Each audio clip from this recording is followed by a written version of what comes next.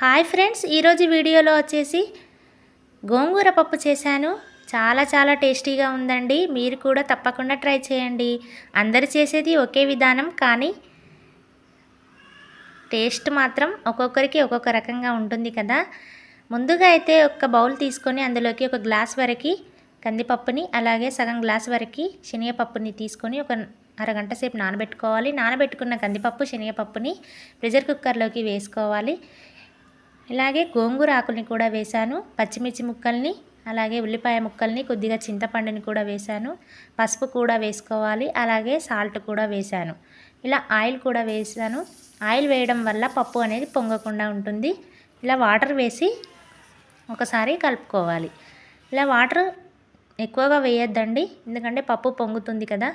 ఇలా స్టవ్ మీద ఒక 4 విజిల్లు వచ్చే వరకు ప్రెషర్ కుక్కర్ని పెట్టి పప్పు అయితే ఉడికించుకోవాలి. ఇలా పప్పు అయితే ఉడికింది.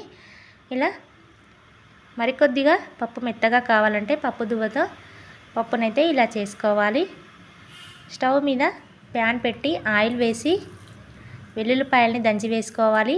అలాగే జీలకర్ర ఆవాలను వేశాను, అలాగే ఎండుమిర్చిని వేశాను, కరివేపాకు వేశాను, కొద్దిగా పసుపు కూడా వేశాను. ముందుగా పప్పు అయితే ఉడికించుకున్నాం కదా, పప్పులోకి పోపునైతే వేసుకోవాలి. అంతే అండి, ఇలా సింపుల్గా గోంగూర పప్పు అయితే చేశాను. ఇలా గోంగూర పప్పులోకి అప్పడాలు చాలా బాగుంటాయి కదండి.